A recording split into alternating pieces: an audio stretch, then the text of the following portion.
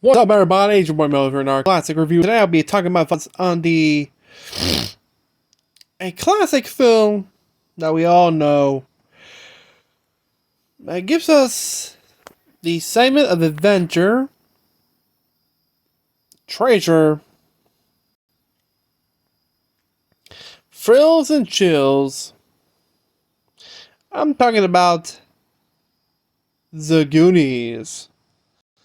First released back in 1985, it was directed by Steven Spielberg. And this has to be one of the most awesome films to anybody who ever seen. And before we begin, did you subscribe? Did you hit the bell? If so, you find a treasure map belonging to a famous pirate. You're the first one to solve the clues and find his lost treasure. Tell me, would you survive or would you die? So yeah, The Goonies was co-produced and directed by Richard Donner from a screenplay by Chris Columbus and based on a story by Steven Spielberg. It stars Sean Astin, Josh Brolin, Jeff Cohen, Corey Feldman, Carrie Martha Plimpton, and K-Wei Kwan, with supporting roles done by John Matsusak, Robert Davi, Anne Ramsey, and Joe Pantoliano. Which on you, yeah, you don't want no introduction. The film starts with a group of kids who live in a Goondocks neighborhood in Astoria, Oregon, attempt to save their home from a forced closure, and doing so, they discover an old treasure map, take them to adventure on the long lost fortune of a famous pirate called One-Eye Willie, a pirate from the 17th century. During adventure, they're chased by a family of criminals who wanted the treasure for themselves. It was produced by Spielberg's Ablin Entertainment, Warner Bros. Released the film theatrically on June 7th of 1985. In the US, the film grossed up to $125 million worldwide with a budget of $19 million and has since become a cult film. In 2017, the film was selected for preservation in the U.S. Natural Film History by the Library of Congress as being culturally, historically, and atmospherically significant. Which I would agree.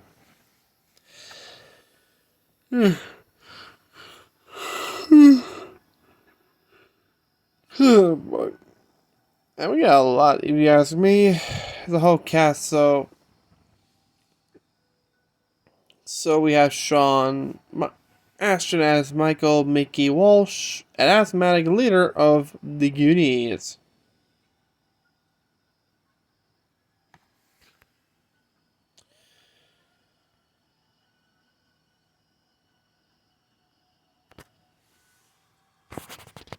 Sorry, I've been hearing things.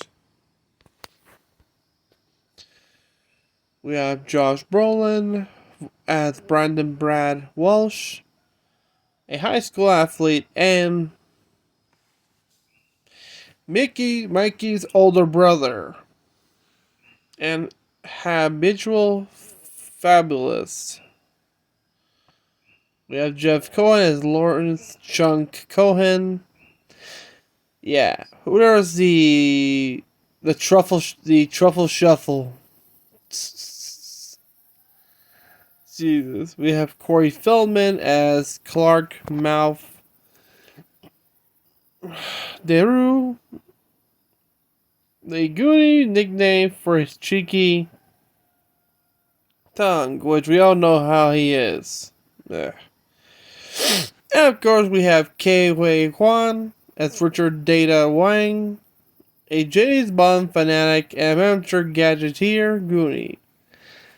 If you didn't know who he is, recently, back in Sunday of this year's Oscars, he won his very first Oscar Academy Award. Which, congrats to Ke Huy Quan for winning his first ever Oscar. After the hard work, he'd been around for a long time. Not just him, there are others who finally get their first Oscars, like Jamie Lee Curtis, Brendan Fraser. That is awesome.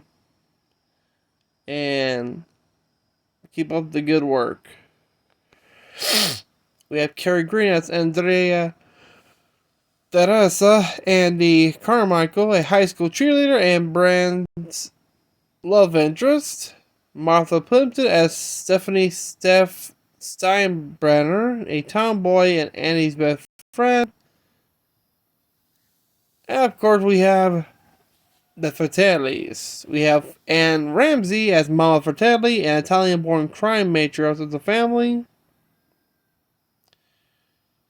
And I'm playing better that she was Large Marge, I think.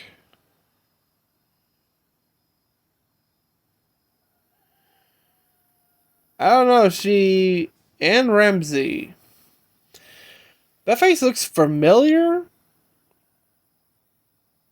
I'm gonna have to bet she was the actress who played Large Marge in Pee-wee's Big Adventure. Oh, you know which one I'm talking about. The truck scene where she tells the ghost story while driving the big rig. I think that is her. Yeah, this was from 1985, and when did Pee-wee's Big Adventure came out? Around the 90s, so she had to be her older age at the time. I wonder. Let me check. As we do so, let's continue. We have also two more members of the Fratelli family. We have Robert Davi as Jake Fratelli, Mama Fratelli's son and counterfeiter, and a recent escaped fugitive who escaped from the police custody as seen in the beginning of the film. Also, we have the other brother, Joey Pantoliano. That's Francis Fratelli, Mama Fratelli's favorite son, who wears glasses and a hairpiece. John Masukzak as Lonely Sloth Fratelli, neither formed and abused, but char-hearted son of Mama Fratelli, who Chuck befriends. Oh, we remember Sloth, right? We didn't get the first we only have a glimpse from him in the silhouette in the back until when Chunk is tied up next to him and say, "Hi, I'm Chunk." He slowly turns around and then he sees what he looks like, and Chunk's like, ah! He's hungry. Cake, baby, roof. Rocky Roots. Damn. He wants to be Superman. Literally. He just ripped his shirt. He has the Superman logo on his shirt. Which is actually pretty funny. Oh boy.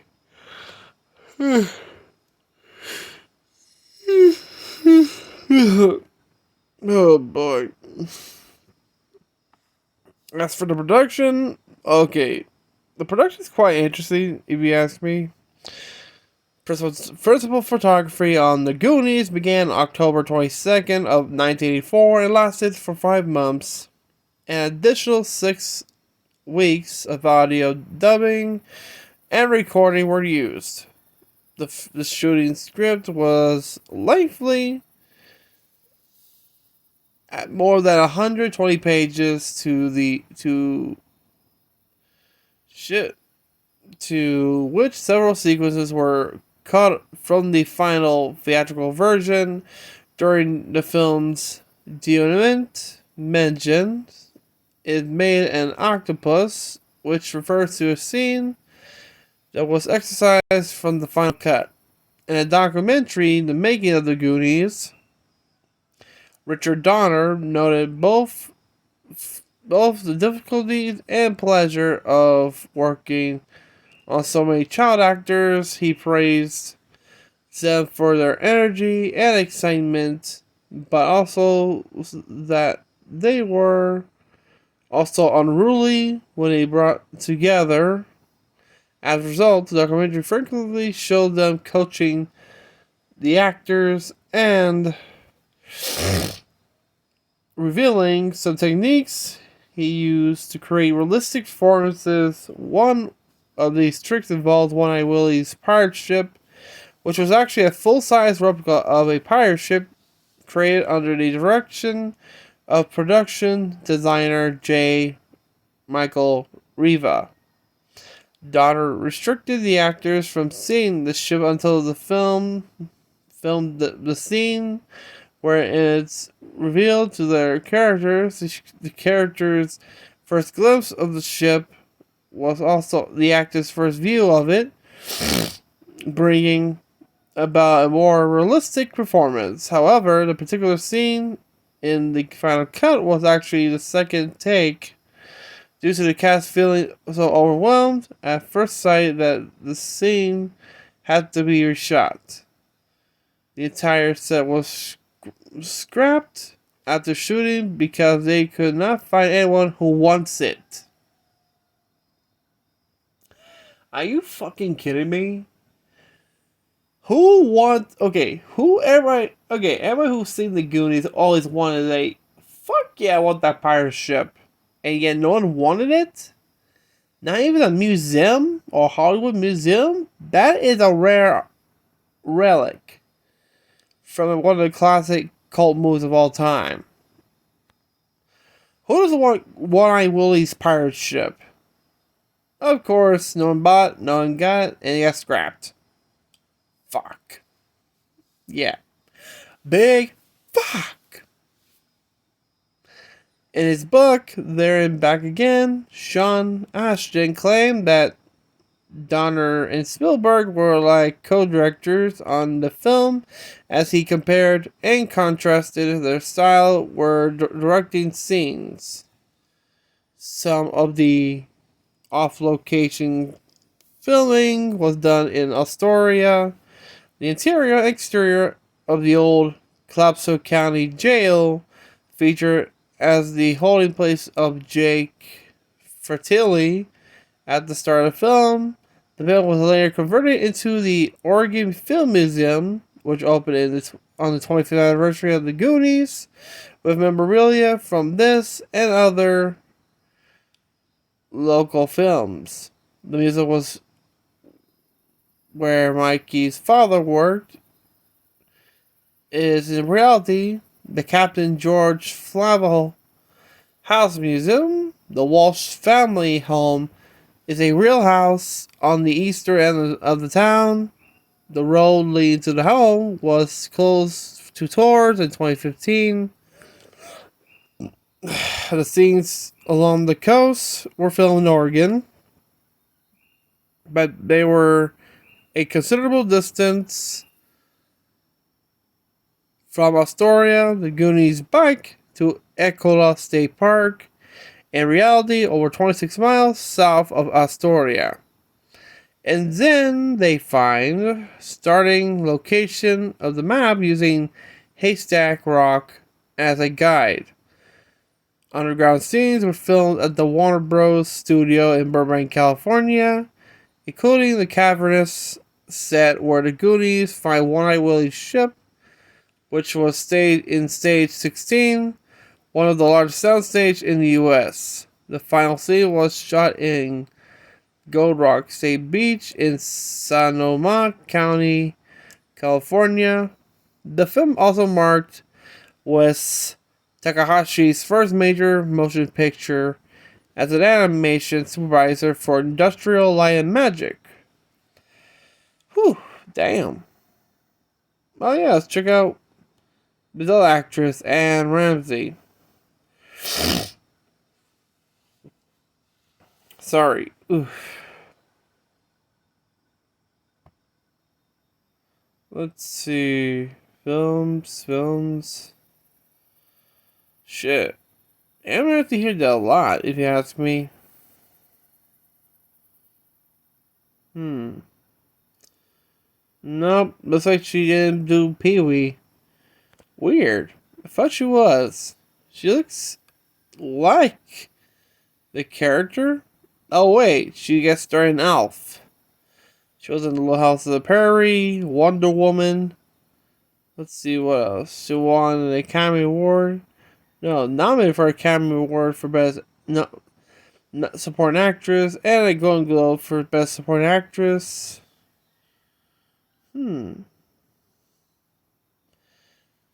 sorry folks. False alarm.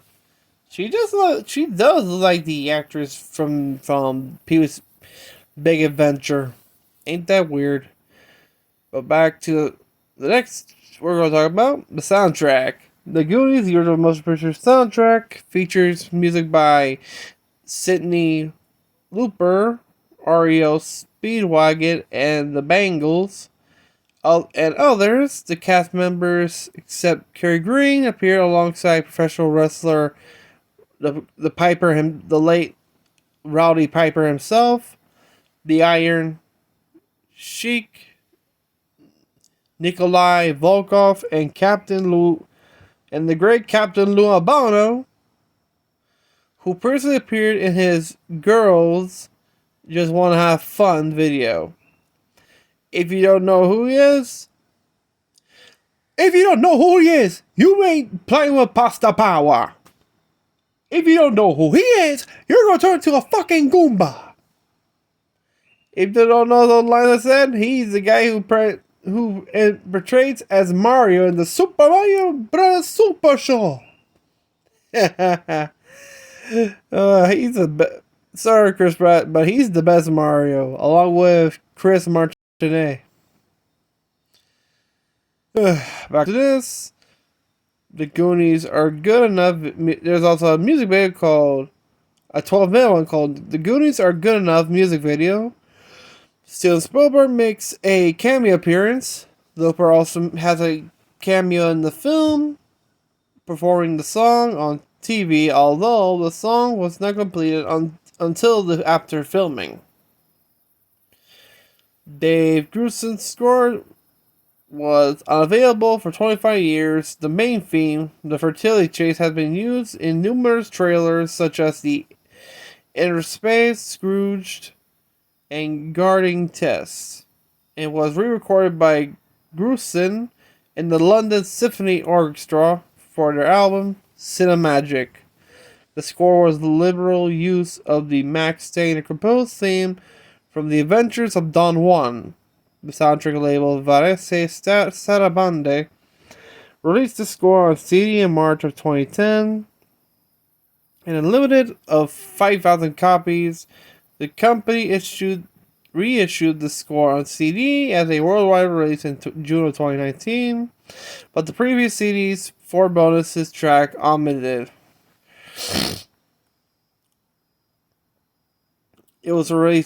The film was released in cinemas by Warner Bros. Across the U.S. in June 7, 1985, which, as the critical response, at Rotten Tomatoes, it earned 76% based on 62 reviews, and a 91% of audience giving it a positive review.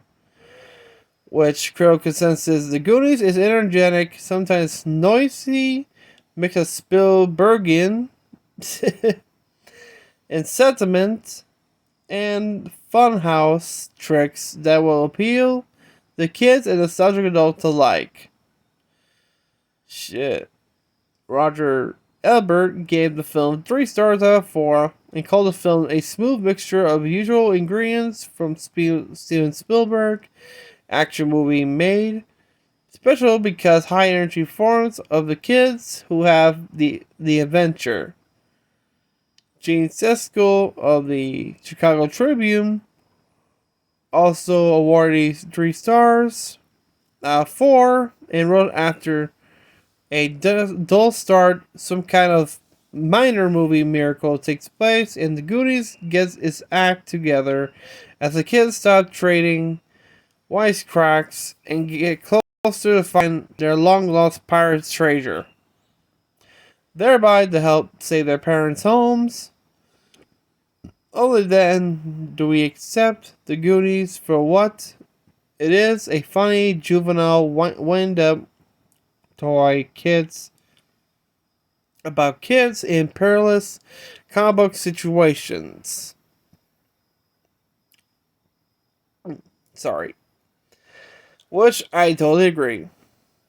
As for the box office, the film grossed $9 million on its opening weekend in the US, second on the charts behind Rambo: First Blood Part 2. It grossed $63.9 million in the US and Canada, placing among the top 10 highest grossing films of 1985, and $60.6 million overseas for a worldwide gross of $125 million. As for awards, Ramsey won the Saturn Award for Best Supporting Actress for her role as Mom Fertility, and at the 7th Youth in Films Award, now known as the Young Artist Awards, Ashton, a portrayal of Mikey, won the award for Best Starring Performance by a Young Actor in a Motion Picture. Cohen, Feldman, Plimpton were also nominated for awards for their performance in Goonies. The film itself was nominated for Best Adventure in Motion Picture.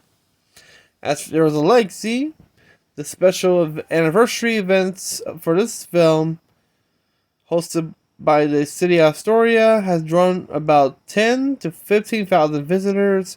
The home used for the Wells family became a tourist attraction and received up to 1 to 1,500 visitors a day during the summer of the 30th anniversary. As a result, in August of 2015, the residents and owners of the home, their neighbors, and the city of Astoria took steps to limit public access to the home. If I recall correctly, there are new owners of the Welsh family home, and they're glad to have people take photos and visit the house. There was a Karen bitch neighbor who said, "No Goonies allowed," and the neighbor next to her said, "Fuck Karen. Have a great day, everybody. Goonies for life." Hell yeah! Fuck you, Karen. Who you telling us when they can't have fun? Yeah. There was also a video game, which I did not know. Datasoft produced a Goonies video game for Commodore 64, Atari 8-bit family, and Apple II in 1985, which was later ported to the ZX Spectrum and Amsterdam CPC by US Gold. Which, damn. It was like, okay. Which players had to use 2 members of the Goonies, the group, to solve puzzles and reach an exit to advance the next stage. The screen was largely inspired by the actual set and puzzles set in the film, a reference to the aforementioned octopus scene is included as the 7th level. In 1986, Japanese game developer Konami created the 2 versions of the Goonies for the MSX. The Goonies in Japan and Europe. In Family Computer. The Goonies in Japan. The Goonies 2 was also released on the Famicom and its international counterpart, the NES, the Nintendo Entertainment System. The Goonies 2 was released in North America, Europe, and Australia, although the original was one of the NES's games released as part of the NES versus System arcade machine in the 1980s. The Goonies 2 has a little to do with the film. The Fertillities have kidnapped all the Goonies except Mikey, whom the players guides, and have hidden them in cages across a terrain of caves and abandoned buildings. As Mikey, the player must rescue them all until ultimately free a mermaid named Annie. Mikey was also a playable character in the Konami's 1988 Famicom title Wide World, which included a Goonies themed level. In 2007 of February, Chrysler's Jeep division sponsored the Goonies, Return to Astoria, a Flash-based online game developed by the Fuel Industries. The player's goal is to collect map pieces and doubloons, and then race the Fertilles to One-Eye Willie's treasure. A Goonies level pack for Lego Dimension was released on May 9th of 2017. The pack includes a sloth figure, minifig, who is able to change into other Goonies, a constructible pirate ship, and a skeleton organ, and unlocks a bonus level that adapts the plot of the film from the perspective of him and Chunk. There was also a cancelled sequel and adaptation of the film. The possibility of the film sequel had been confirmed and denied many times over the years by the original cast and crew. Donner said that he had a story he liked and Spielberg behind them. But in 2004, several of the actors from the original revealed that Warner Brothers, the film's owner, has shown no interest in a sequel. Sean Astin told MTV back in October 2007 that Goonies 2 is an absolutely certainly the writings on the wall. When they releasing the DVD in such numbers, Donner has expressed doubt that the sequel will ever happen, as many of the actors have shown no interest in returning for one. According to Richard Donner, we tried really hard, and Steven Spielberg said, "Let's do it." We had a lot of young writers submit work, but it just didn't seem to call for it. Which, damn. Would have been pretty interesting, though. We gotta tell you what. Oh boy. Corey Feldman stated back in November 2008 blog post, "No. There is no Goonies 2. I'm sorry, but it's just not gonna happen. Cause now that I have said that, they'll do it."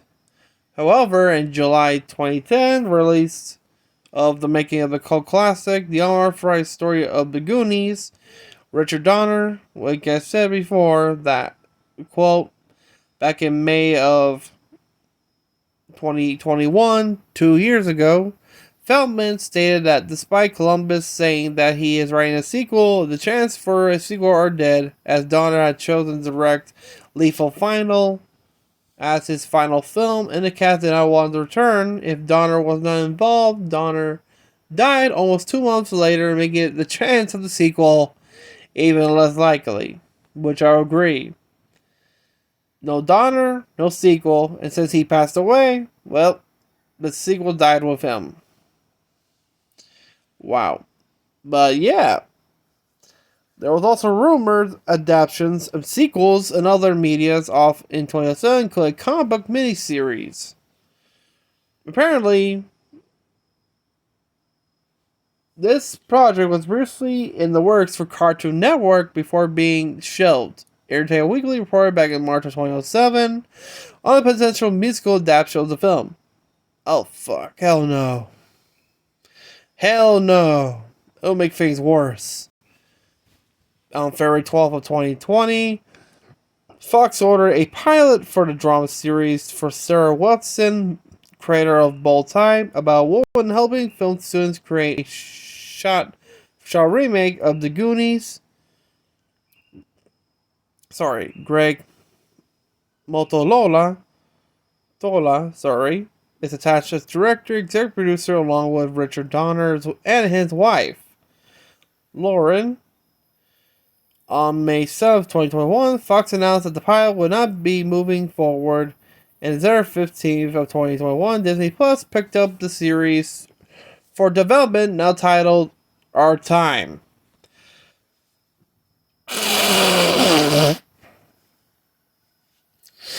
Sorry. Jesus Christ. There was a reunion back in April 27, 2020, although his YouTube channel, Just Gad, aired a virtual cast reunion via Zoom.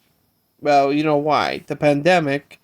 As the first episode of Gad's Reunited Apart, a charity fundraising effort during the COVID pandemic, with the Goonies reunion supporting the Center for Disaster Philanthropy.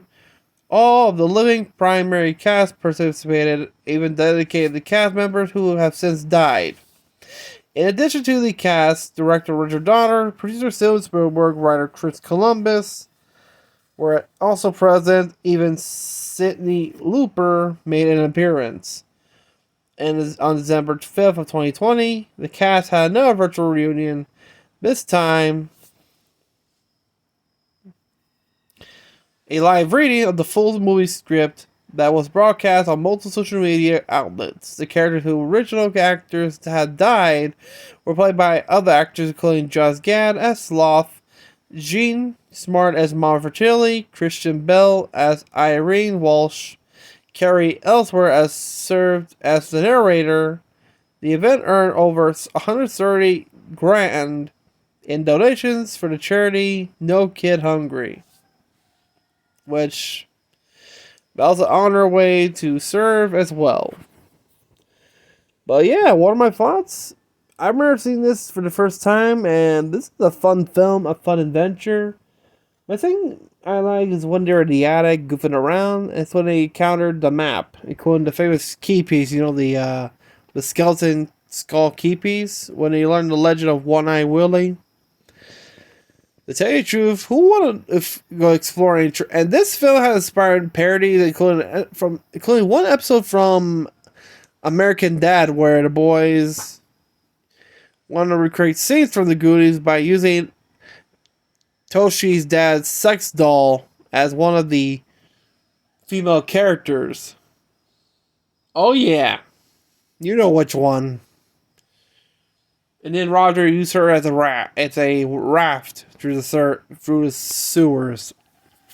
I like the funny part when they find the sex doll in Toshi's parents' closet. That's when they ask him. And here's the stupid part. They thought it was a mannequin, and that's when Toshi's dad. Oh yes, mannequin. Yes, you can use her. And his mom and Toshi's mom says, "Is she clean?" And he says, "You know she ain't clean." Oh my god. Ugh. Jesus fuck. And Roger pretends to be Steven Spielberg for that little gag right there. But yeah, my favorite scene has to be the ending where we see the pirate ship finally free from its tomb. Its cavern tomb. Which is actually pretty cool. Couldn't the ending, couldn't the effects, that ship sailing, damn, beautiful. And the fight part was when I think Mikey was trying to find out why they call One Eye Willie when he lifts his eye patch. He only has one eye because his left eye was not like, you know, like has an eye socket. It's like completely solid, so he only has one eye. That's why he calls him One Eye Willie. Not because he didn't lose an eye. He was born with one eye. That's why. But yeah, and those are my thoughts on the Goonies. And did you like this movie? Did you enjoy it? Does this film inspire you to have a great adventure? For curiosity, if so, comment down below. What was your favorite scene? Who was your favorite character? To me, I don't know. I think my favorite scene has to be Chunk and Sloth appearing. Hey, you guys! Doing like a Captain Blood scene from, you know, coming down the stairs. Yeah.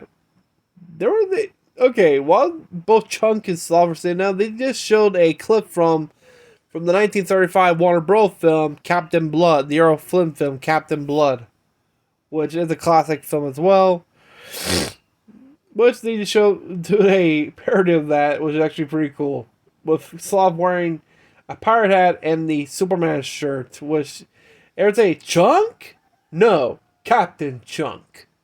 I got like with Mac whenever I was escaping and Mike said, but the treasure, but his bro grabs him and say, come on. But yeah, people, those are my thoughts on the Goonies. And did you enjoy this film? Did you love it? Did you like to see this over and over and over again? Because hey, there's some people who like to talk about it a lot. Jesus fuck. So yeah, this film was released back in 1985, and this was a classic with a budget of 19 million and earned a massive box office of 129. Shit, it's became a massive success. But yeah, and yeah.